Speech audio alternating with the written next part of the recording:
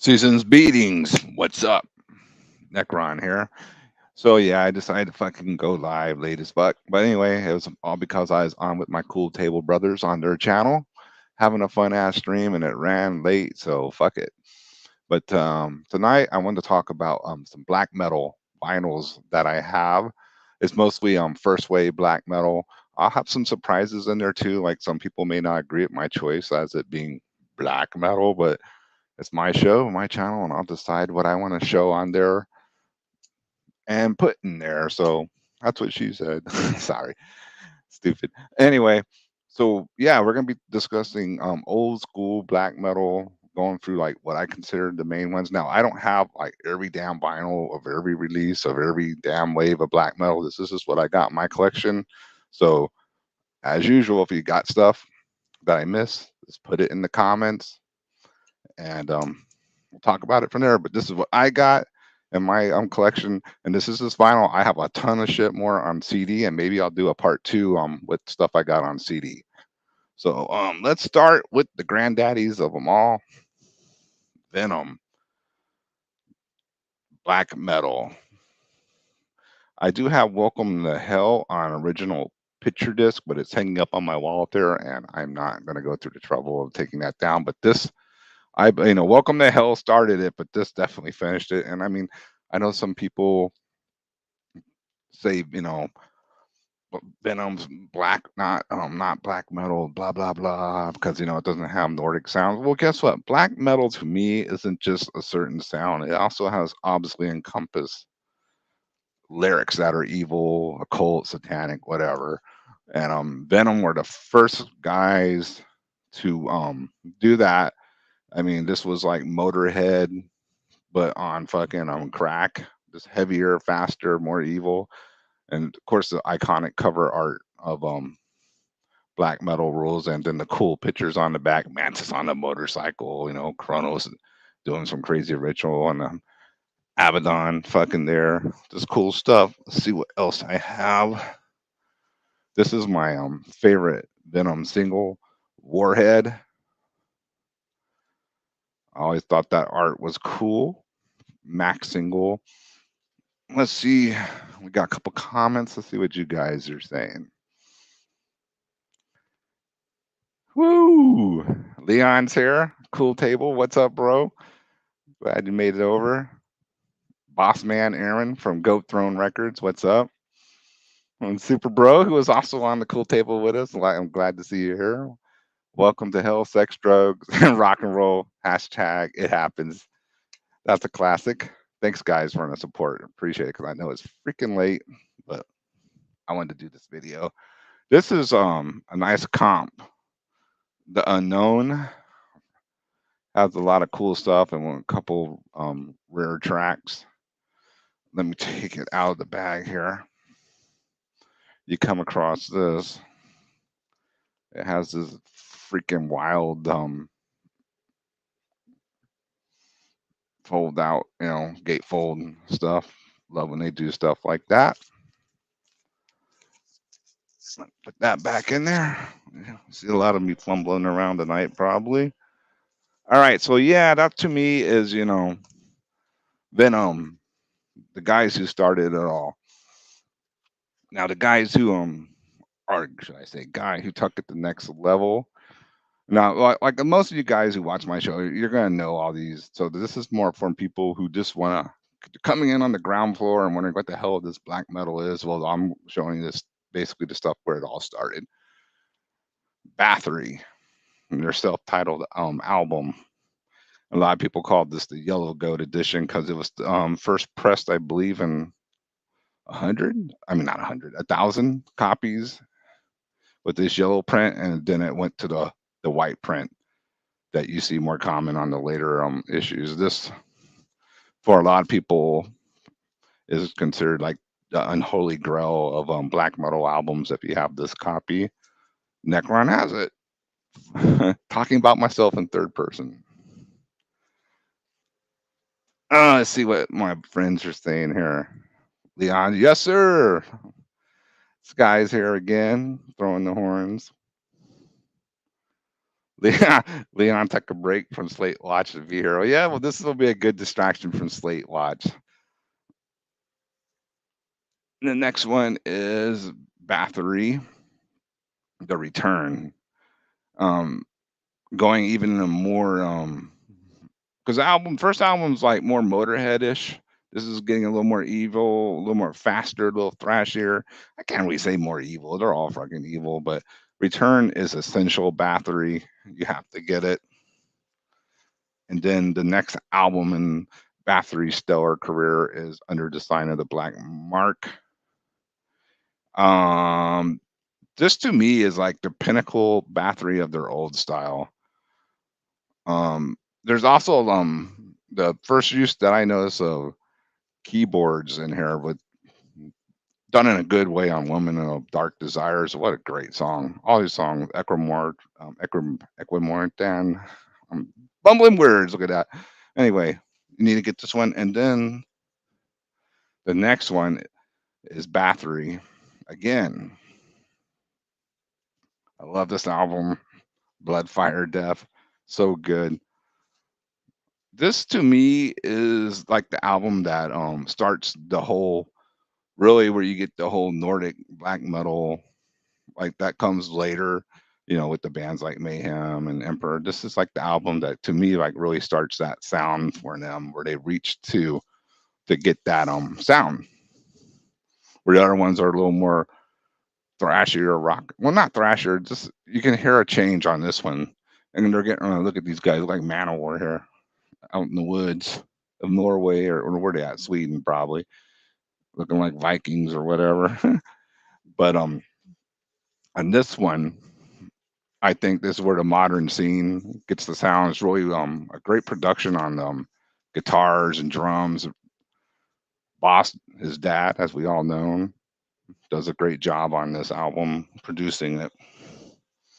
So what do I have next here? Oh yeah. I got this bootleg at Eastern Front Records, the Nuclear War Now store up in Austin. This has like all the like rare tracks, from other things. It's a cool album. Satan, my master. Fucking has a lot of cool gems on here that are on the other albums, just rare track, bonus tracks, whatever. If you can come across this, get it. Really heavy vinyl, nice glossy print. Great stuff. Okay, so the next band I'm gonna go through here is another essential band. Now, a lot of people again will say, well, they don't sound black metal. Well, they sure are, and because of their lyrics is Mercyful Fate. And this is their Nuns Have No Fun EP. First thing they put out. This was a Danish band that was definitely black metal because of King Diamond. I'm sure we all know who that is right there. But to me, took a lot of influence from straight up heavy metal, like I don't know, man, like Judas Priest, Ad Wings of Destiny, mixed in with at that time more cutting edge heavy metal. And this EP started all off. Of course, some people, have a problem with the King's high ass vocals, but it works within the music. And then their next one is Melissa that came out next. Look at the King's picture looking all cool. This is starts off with a ripper with Evil. Sorry. And when you go live, you just like shit goes, but that what a ripper of a song to start an album with. Great songwriting. Merciful Fate like actually wrote like songs. It's almost like prog rock black metal. Just so much going on. A lot of melodies, a lot of tempo changes. Look at that art. Just fantastic. Love it. I used to listen to that. Well, all these albums I listened to nonstop, but that was like one of my favorites when I was a kid. Next, we have, let me take it out so you can get the actual shine. The follow up, Don't Break the Oath. And there's scary art. Check out the back. Look at King looking all evil at some evil church or some shit. This one is like, to me, the magnum opus of Merciful Fate. Really good, really freaking well done. Again, great songwriting. Like I said, progressive type of black metal. They still never, like, even they come together now, and they did those albums like what, in the '90s, where they reformed. Never captured the magic of these early releases in my eyes. They're still good albums. Don't get me wrong. With good lord, these guys, Melissa and Don't Break the Oath, what a 1-2 punch that was back then. I thought I showed this one too. The Black Funeral single, King Diamond, looking fucking crazy. But this one has a unreleased track, Black Masses, that is really good too. And I mean, perfect. It's not a throwaway track either. It's really good. So if you can track this down, I'm sure you can find out the bonus tracks on the CDs, whatever. But it's it's another classic 7-inch. Skywalker wants to know, where's Fraser. Fraser, from what we understand, reports from Jamming Out All Badass, is Fraser's out of commission. Fraser apparently went to Judas Priest, slipped on some puke there, as a report goes, and like fucked his foot up, like did some type of fracture or something, fractured it or something like that happened where he fucked up his. So Fraser's out of commission. Fraser's apparently in pain. He's been keeping us updated on Facebook. If you can translate Fraser language, it sounds like he's in pain, but he's hanging in there. So I'm sure Fraser might be sleeping right now, because if he was awake, oh boy, he'd be here in the chat going cuckoo, probably wanting the link to come on, because that's how Fraser does. So, okay, switching gears. The next one up in the first wave in my eyes is Hellhammer, pre-Celtic Frost. They're classic apocalyptic raids, and everyone who knows that they did some great demos too before this. But this is like, this is where you get the black metal image from. Look at them all, this and the pseudonyms. I mean, synonyms for the names. What was Tom Ware calling himself? Slade Necros or something back then? Satanic Slaughter. Yeah, that was I believe the drummer's name, or no, that was Martin Ain's name. Slade Necros. This is the Metal Blade version, 1984. This came out. Check out the Devil's Dong too. That's they weren't messing around. So this is a classic, this raw black metal from the olden days, really good. And if you can get hands a copy on that, you won't be disappointed. But then they changed their name to Celtic Frost.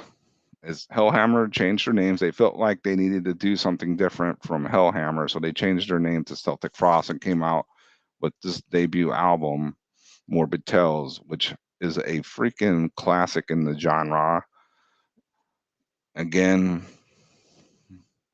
classic imagery.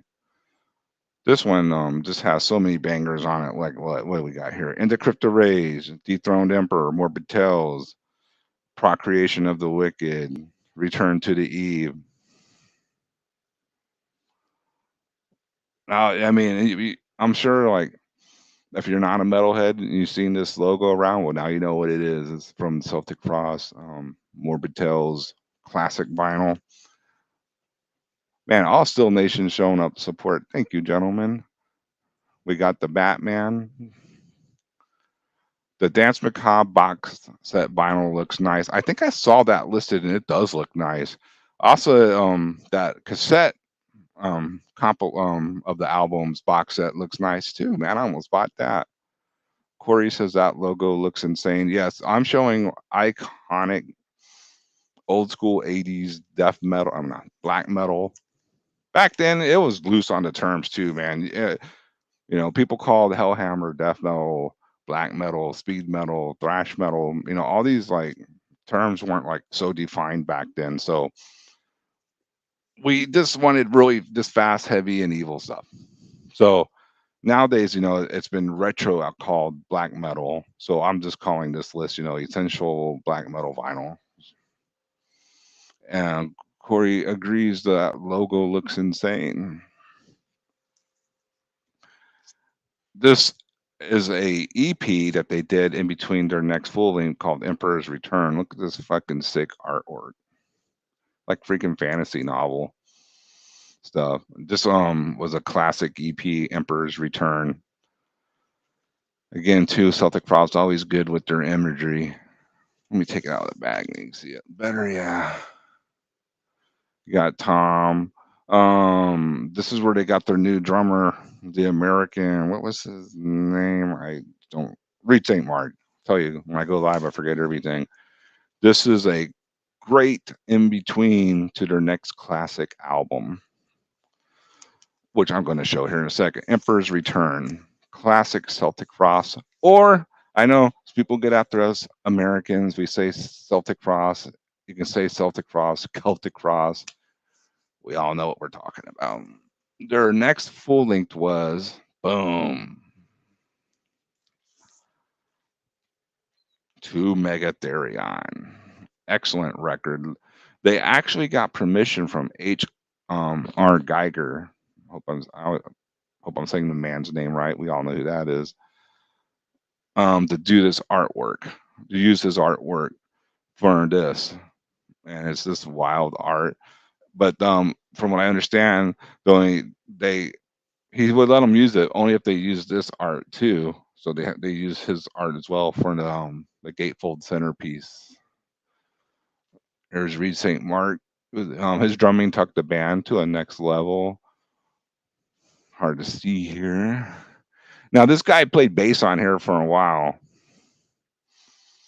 Yes, Leon, you're right. The Aliens artist. Correct. He created the Xenomorph. Okay, here's Tom Moyer. Sorry, guys, this is too difficult. But this album, the Celtic Frost brought in on the some orchestration. Did I say that right? Orchestration for to help in the songs, and so they have this like epic soundtrack kind of scope on some of the songs too. Really took it up to a next level on just on the grand scheme of things. To very epic. All right, let's see. We got some comics. BMG really put the effort into Dance Macabre box set. Look up Tom's review. You can tell he was really impressed with it. Okay, if Tom liked it.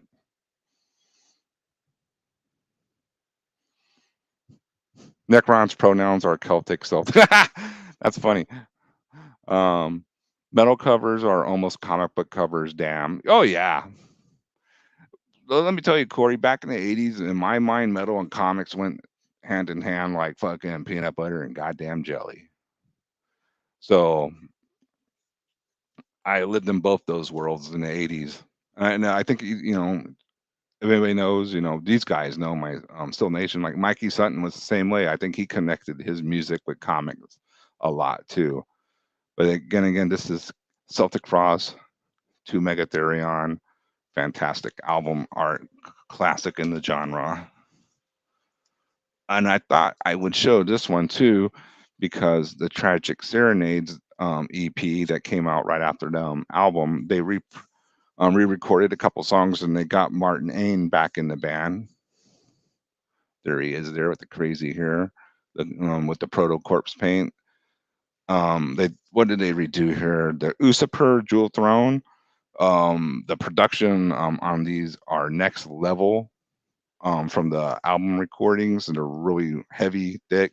Who was the producer? Because I know he's famous. I don't want to spend too much time trying to look it up. Da, da, da.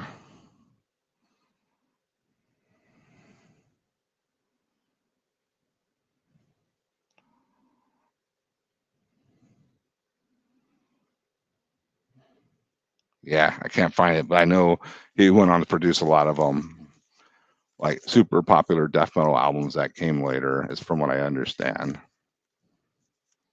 And I'm sure someone in the comments will remember. Okay, who we got here in the chat? Oh shit, Retro Nerd Girl stopping by. Thanks for coming by. Everybody saying hi to Retro. Appreciate it. All right. Next up is, I'm sure, a common name to most people, but this band did start out as a freaking black speed metal band, Slayer, with their first album, Show No Mercy. This is the era of Slayer I love the most, the early era, because then later on it's just whatever, just became redundant. But these early albums are fantastic. There you got them in the back looking all evil with the makeup and the spikes and all that. What year was this? This is 85. Trying to find a date. I think this is 80, might be 83, 84. I don't remember for sure, but it's early. Yeah, so Slayer with Show No Mercy, classic album, definitely essential.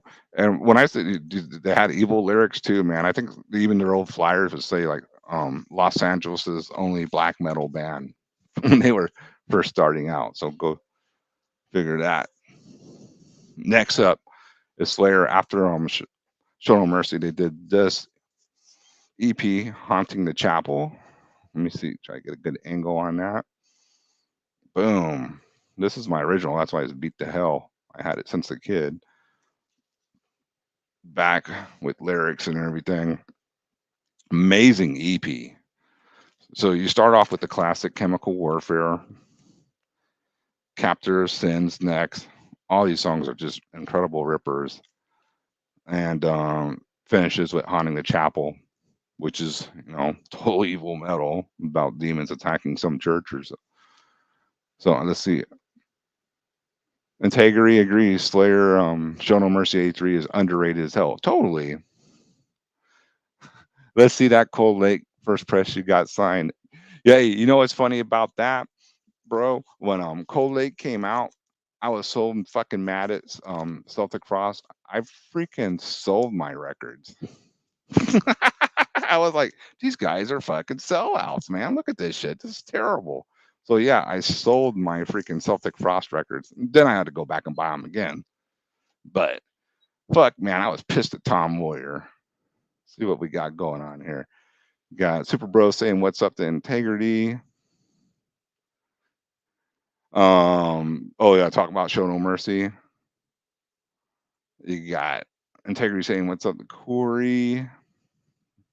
Here we got the good Austin, my fellow Cool Table member as well. I'm fine working on my logo. Yeah, if y'all didn't notice, I had a Christmas Lord Necron logo. Oh wow, I can't say Christmas. I mean a holiday Necron logo that the good Austin made us. Season beatings, everyone. Keep it metal now. Okay. Hey, fucking cool to see this dude in the chat, JR Token. Chemical Warfare will forever be one of my favorites. Yeah, that song's epic.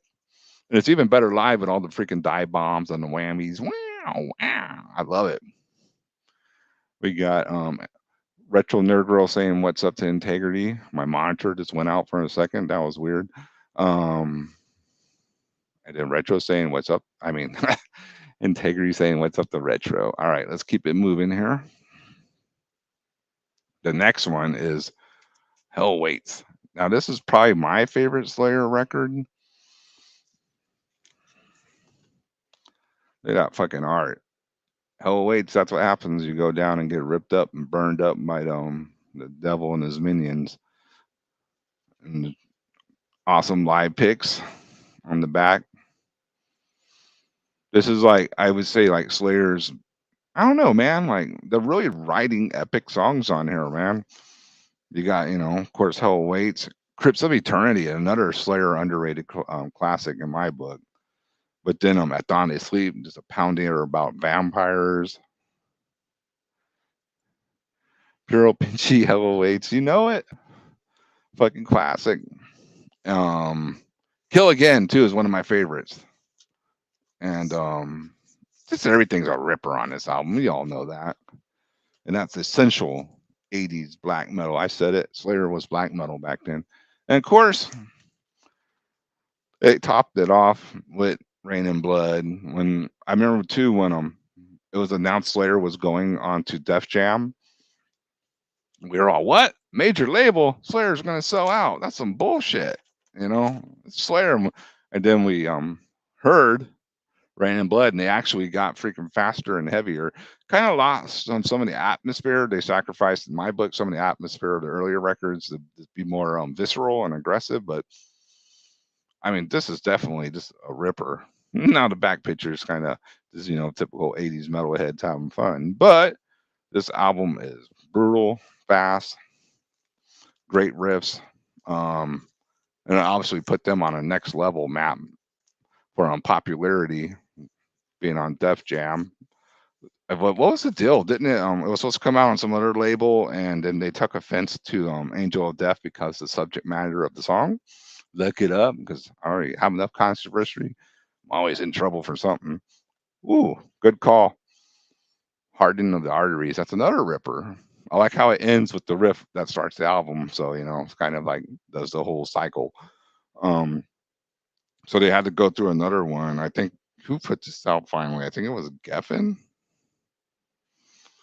Yeah, I think Warner Brothers refused to release it. Or it's a classic, fucking Slayer. Let's see, Integrity, which says metal fans voted Rain and Blood as the third greatest heavy metal album all time in Martin Popoff's top 500 book. Those Martin Popoff books are actually interesting. Pretty impressive considering it has no singles or anything. Yeah, and it wasn't played on radio. MTV, if sure as hell didn't push it back in the day.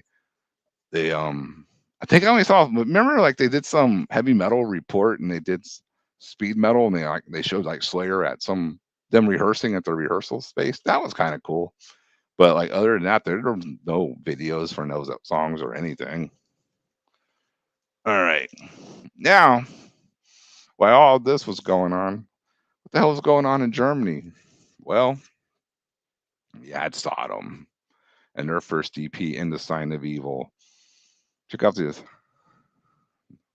great haircuts here, especially Tom Angel Ripper's bowl cut. Oh well, it was like what, West Germany? I think they were poor, something like that. But anyway, this is a great EP. It's over the top in the lyrics of the Evil Department. Almost a punkish feel too, because they are how do I say, not the greatest players right now. I mean, at this point, there's probably just some kids making music, but this album is great. I love the almost punkish, just fuck it attitude, and they go balls out and just do what they want to do. Classic black metal Sodom. Next up is their second release, Obsessed by Cruelty. You could tell Angel Whipper's dad isn't forcing him to get haircuts anymore. His hair is starting to grow out. This is just a pounder too as well. I'm a little more in the Sign of Evil is my favorite out of the two, but this is good too. Again, a little more thrash influence on there. It's fine. But yeah, that's a 1-2 album punch. Ha! The Marbach mop haircut. Tom's a criminal. Oh my God, we didn't know that. They gave me a reason to nose dive coke and not feel bad for it. Ah! Man, hey, speaking of coke, we were just talking about Cocaine Bear. That movie looks fucking fantastic, man. Okay, staying in Germany. Next up is Destruction with your fucking Sentence of Death EP. More classic 80s black speed death metal, whatever you want to call it. This is the European version, I believe, on Steamhammer. There's the back. I loved this one too when I was a kid. Fucking ruled. Just want you guys to see how into it they were with the fucking spikes and leather and the whole 9 yards, man. Heavy metal living it. All right, let's see some comments. Omega Vortex absolutely killed it on the split. Oh, I appreciate that. I hope you enjoyed my band. Please leave us too. All right. So do you consider early Slayer to be black metal? Here's what I was saying about that earlier, Integrity. By today's standards, people would say that's not black metal. Back then, it was black metal. So, and I'm from back then, so I do consider it black metal in the sense that the songs all revolve around evil, Satanism, occultism, whatever, dark stuff. That's what black metal is. Black metal, has to have that in it. You want to call it black metal. Greetings from the Netherlands. Hey, great to see someone from the Netherlands. Awesome to have you here. So yeah, I do in a sense, especially the early stuff, obviously. On Slayer. Next up is Destruction with Infernal Overkill, their second full length. Again, these guys always look like they took great live pictures too. Look at that. So I would definitely use them on the albums. They actually took it up on a notch on the production too. This is everything sounds a little better, a little heavier, a little guitar tones, drums sound good, writing is really good. JR Token says I consider it proto black metal. I could go with that, proto black metal, because like I said, like earlier, these terms weren't so defined and set in stone. It was really a whole new music scene was being made. There wasn't stuff like this prior to that. All right, this is one of my controversial picks because everybody calls this death metal, and it is. But Possess Seven Churches. This is like for the time, I believe it was what 85 when this was released, one of the heaviest albums to come out at that time. But they were totally committed to being, obviously evil. They had all the looks. Look at that. The lyrics were totally, evil. So again, if we are going to consider Mercyful Fate black metal, why wouldn't we consider Possess, proto black metal as well? Because they were, singing about the same stuff, maybe not as elegantly as Mercyful Fate, but still. And I would group this in with early Slayer, all that as well. What did I pick next? And here's my another controversial pick to consider black metal, the first Exodus, Bonded by Blood, which always, iconic album cover, but it's still kind of goofy. The evil baby getting ready to utter it. Well, look who's up. We were just talking about him. Speak of the devil. What up, bitch? Frazier, what happened to you? How did you really slip on puke and fuck your foot up? Let us know. And again, more great live picks. They had, lyrics that were evil as well. Now, not every song, but when you have lyrics like, what is it? I fly on Baphomet wings. I'm protected by Satan or something like that. That's pretty proto. That's evil stuff. And I just love this album. I really don't care for anything they did after this, but this first one was such a favorite. Yes, Frazier has confirmed he did slip on puke at Judas Priest and fuck his foot up. That's interesting. I'll take Kreator over that. Well, give me a chance, because you might see something. Bonded by Blood is a classic. I saw Exodus a few years back open for Testament. That's cool, Integrity. Because look what's next. Kreator. Now I didn't put the first album in here because I think Pleasure to Kill is just makes a more impact on the scene as a whole. This is another German classic. Endless Pain rules, but it's probably maybe be a little more evil sound, but I think everybody knows at this point this is the pinnacle Kreator release, Pleasure to Kill. Look at that art too, man. It's fucking cool. some demon fighting, Skullward looks like out of fantasy. Yes, perfect timing. Drawn and Quarter, Death Metal Band, and Lucifer, Black and yes, I know both of those bands. I'm actually in my band Hod played a show at Drawn and Quartered years ago in Austin, and Lucifer is on Dark Descent. They rule, really good stuff.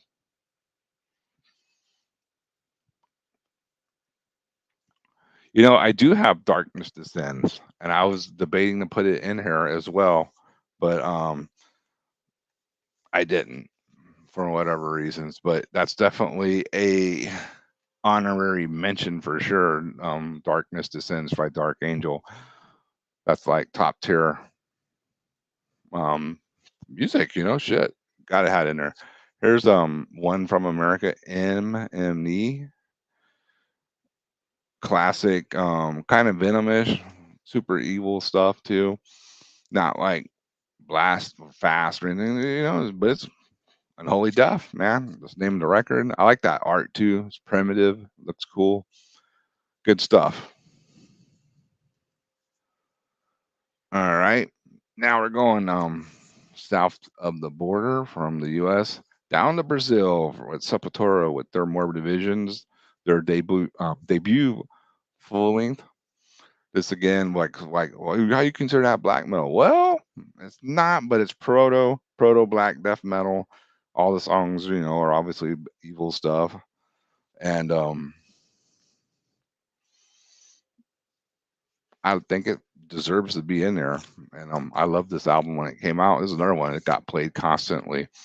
Gonna, do a little bragging. I used to write a zine with my friend Chris called Morbid Death, and I wrote Sepultura when they first did their EP. Was it not Bestial Devastation? And Max wrote me back, so I interviewed him, and he sent me a tape with the advanced tracks to more revisions. Dude, I was floored. I was like, damn, they got better. So yeah, that's cool. That was one thing about writing zines back in the day. You'd always get advanced tracks or something from bands that they, not guaranteed every time, but sometimes you might get that stuff. Fraser, I got that on CD. I bet you do. That art is sick. I forgot which one, but all this art's sick, man. That's what I loved about the records back then too. You always had cool covers. All right, here's another one that might be controversial to some people. It's Sacrifice, Torment and Fire. This is Canada, I believe 85. More, they'll say it's thrash, but the music is again all about evil stuff, evil occult, whatever, fucking Evil Dead horror movie stuff. I don't know, but fucking cool. I love this album. The production is pretty rough on it, considering, but it's a classic. You got to go, have that one in your collection. More Canada, Infernal Majesty, None Shall Defy. People say, well, yeah, it's thrash, Necron. Yeah, it's thrash, but it's still evil. And you got to remember, what was black metal back then? This type of stuff. You can get your hands on this one. This is a classic as well too.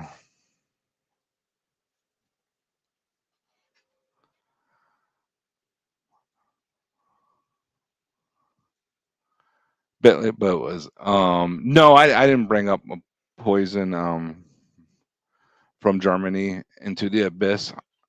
I was saying if you came in late, I have a lot of stuff on CD. I might do a second episode of this where I can show all my CD stuff. This is the stuff I actually have on vinyl. And again, it is not the end all say all of black metal. This is what I got, so I'm showing it. See, Fraser says it's trash. We like soft leaves with rough edges. Infernal Majesty riffs. Good shit. Hell yes, I recognize that shit, bitches. Canadian friends, whore. In other words, Fraser fucking loves it. All right, let's fucking keep moving here. We're going back down to South America for Sarcophago with INRI. Look at that cover photo, iconic. Them in their the Brazilian Graveyard. Now this is to me the I don't know, the grandfather of the war metal scene influence. You know, all the war metal bands that came later. Classic album if you can get it, and you can get it. It's been repressed 1,000 times. Um, some people just call it Henry, but INRI. Classic Sarcophago. Especially this first one. The other stuff is good, but for me, man, this is where it's at. Just insane. Don did a great cover of Infernal Majesty's Night of the Living Dead. Did you sell Blasphemy? Oh, did I see Blasphemy? Is probably what you're asking. No, I didn't go out to Tijuana, bro. Sorry, not gonna happen. I threw this in here because it's older. It's Morbid. This is the album that has all the comp stuff on there. It's really epic. I'm not gonna pull it all out, but Morbid with Dead on vocals, pre-Mayhem, you know, before he went over there in 1987. Definitely classic stuff if you're into again evil stuff. This album's worth getting if you can come across it. Has everything on there. My records are getting all fucked up here. All right, what's next? Okay, I will say this isn't black metal, but Necrophagia, Season of the Dead, influenced so many people that later, especially in the Nordic scene, got into black metal. That I'm gonna throw it in there just for the sake of influence. Killjoy, and influenced a lot of the Mayhem guys and all that, and they never really made an album that sounded like this stuff again. So honorary mention. Okay, so we're getting into a little later era. This is Morbid Angel, Authors of Madness picture disc. The guy's looking all sexy on the back, like members of Poison, the good old days of Morbid Angel. This is again one of those releases that blurs the line between black and death metal. Everybody's gonna call it death metal nowadays, but back then this was kind of encompassed the whole black death, speed, evil, thrash scene. This was mandatory and still is. And here's another controversial pick because they're gonna say that's death metal. Deicide debut album, but the lyrics are so over the board, fucking satanic. Is like I said earlier, if we're gonna consider Mercyful Fate, then you might want to consider Deicide. I know they're gonna say, well, it's evil death metal. Carl, what are you talking about? Yeah. You know, to me, if the lyrics are doing that, it can fall under that umbrella as well. Really fucking fantastic debut album. Some people may not agree, but I loved it when it came out. So here we're gonna get into more little modern. Well, it's not even modern anymore, but what people normally will call black metal. So here's Mayhem with the Live in Leipzig album. I don't know if I said that right, Leipzig. But this is the classic with Dead on vocals, classic black metal. One of a few recordings with Dead with Mayhem. So you just hear how fucking insane his vocals were. Classic. Next up, I believe we got, whoa, I don't know, these falling over now. Hold on. The pinnacle of black metal in my book, Mayhem, De Mysterious Dom Satanas. This is the classic. Now, I do not have the original press. Gay Mayhem is gay. Okay, Fraser. Don't be saying that word. Now you're going to get me in trouble. This is your opinion. Who gives a shit what people think? You better recognize that shit, mother freaker. And I'm not going to highlight that anymore because, you know, they'll be clipping me and calling me all these terrible things and all that. So don't say that. But I know what you're trying to say, Fraser. This is, who's that fucking label? I fucking can't see it. But anyway, they licensed it. I believe this was in the early 2000s, maybe, when they did this. This really nice edition.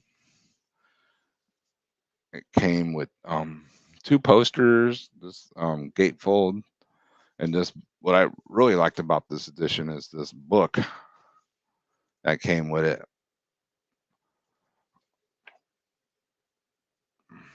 So just like interviews and stories from that time.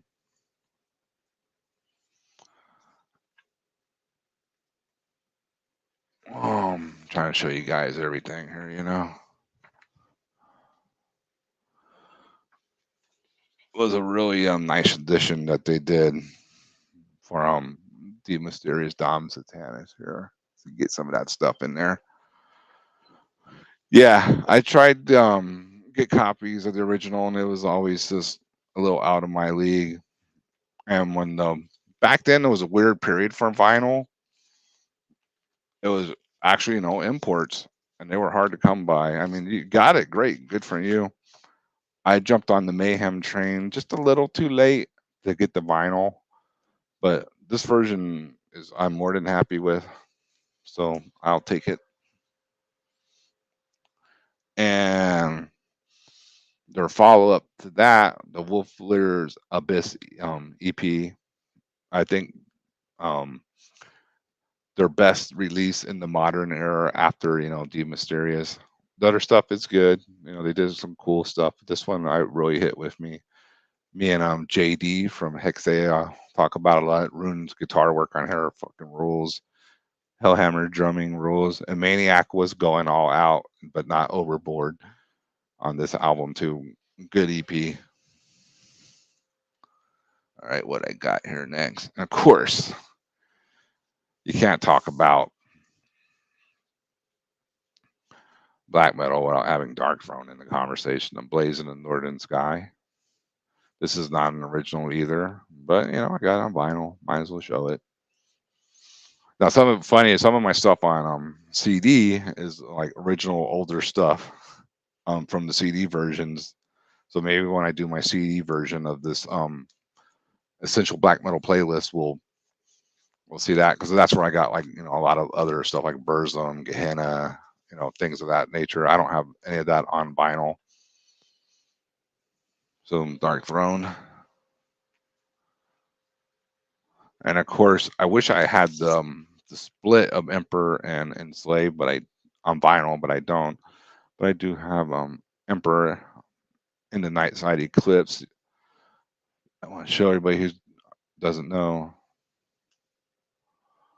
Never seen it. Look at that. Necron Lord is the artist, and he used to do some of these fantastic art back then. Very fit the music. Here's pics of the band. Whoops, going the wrong way. Looking all evil and such. This is this version's gatefold, so you get this nice atmospheric picture. Some people will say that the split is the superior stuff, and I don't know if I can argue with that. It's really good. JR Token says there's nothing wrong with having a re-release. Yeah, I don't. I'm not one of those snobs like, oh, you got the reissue. You're a poser. Man, whatever. You know, can't get everything unless you're a spoiled brat. Then you do. Fraser says he got a bunch of Dark Throne. I'm sure he did not, but it's all on CD. Yeah, I don't care, Fraser. This is funny. He always, I got that. I'm gonna make a shirt for you. It says I got that on CD. All right, what do I have here next? Speaking of Enslave, I thought might as well show the Frost album on Osmos. This is what their second album, I believe. This is like Viking metal, but it sounds like modern black metal, musically. Another Norwegian band from the heyday of the Nordic metal, black metal scene of the times in the early 90s. All right. Speaking of Canada, we got to show Blasphemy, Fallen Angel of Doom, the black metal skinheads. They always took cool pictures too.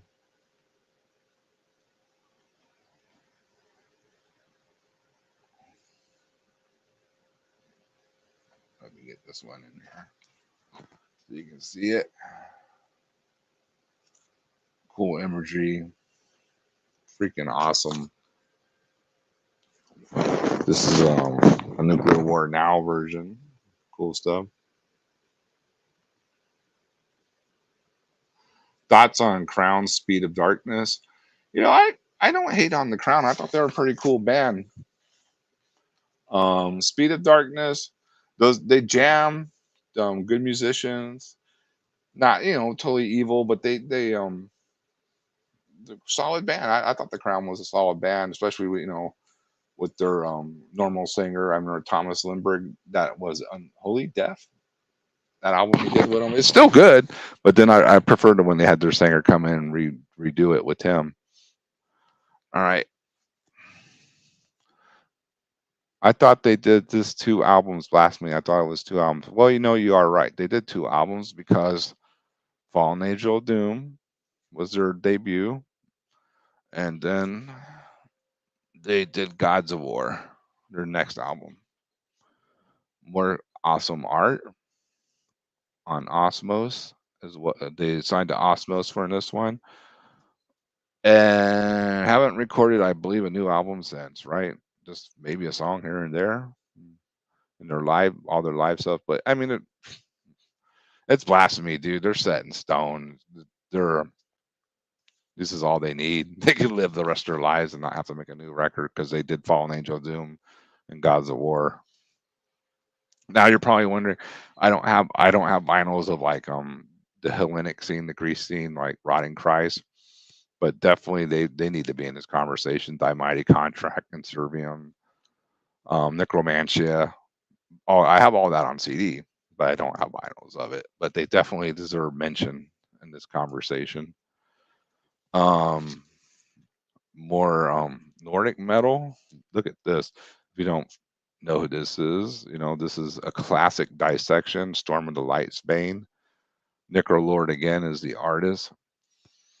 This is, to me, is dissection's pinnacle. This fantastic album.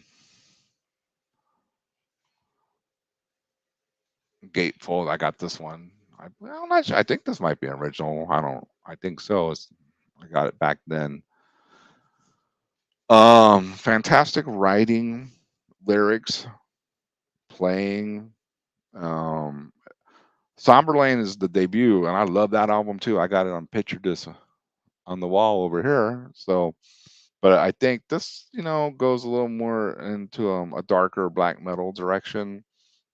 Both albums are, top notch regardless. But Storm of the Light Bane for me is fantastic.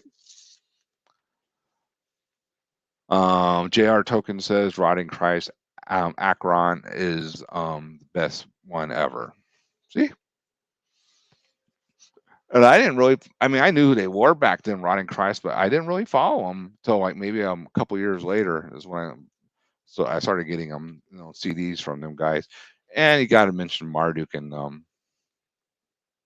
the freaking black metal conversation. I think this is like their first full on black metal, those of Unlight. Going, obviously you got the Corpse Paint going full on. Morgan, their earlier albums a little more black, death metal sounding, but they made the switch here. And of course, all the other stuff like oh, what was the one after this one? Opus Nocturne, I have on CD and all that. They played Houston years ago at Dissection. Yeah, that was like with Morbid Angel and Come on, help me, Frazier. Fucking, it's on the tip of my tongue. Morbid Angel and At the Gates. Mama dude. It's supposed to be Marmaduke. I first heard them on Identity 3D Comp in 1997. There you go. Yeah. I mean, Marduke's a freaking mainstay in black metal at this point. There's just, top notch, one of the bands everybody knows. Okay, what did I grab here? Oh, shit. Beharit Drawing Down the Moon. I don't have Oath of Black Blood anymore. I sold it, but I need some money. But I still have this. I have Oath on CD, obviously. I have a lot of shit on CD. But this one, Oath is more like, in the Blasphemy, just brutal fucking attack. But I thought Drawing Down the Moon has a little more atmosphere. Just sounds creepier, in my opinion. I know they use some keyboards in here that give it a little more darker vibe on some of the songs. But Oath of Black Blood and Drawing Down the Moon, you can't go wrong. Classic Beharit.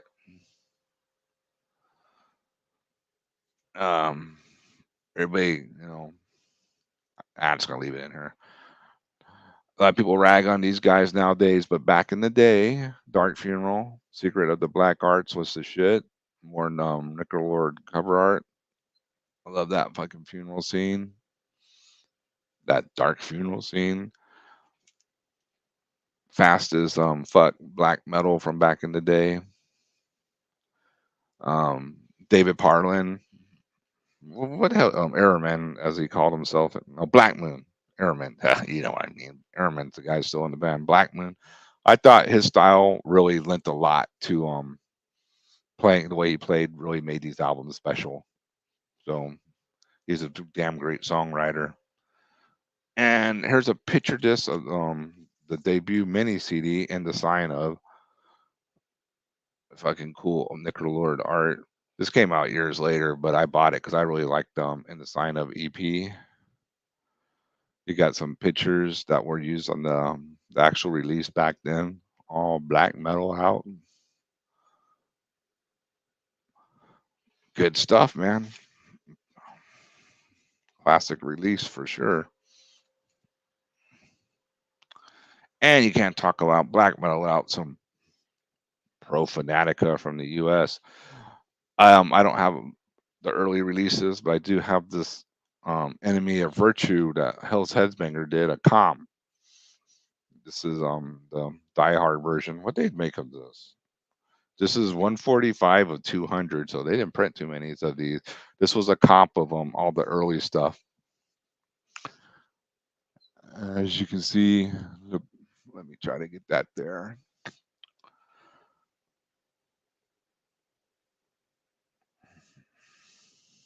All this has a little bio in the middle, and there's a book in here and poster with an interview from back then.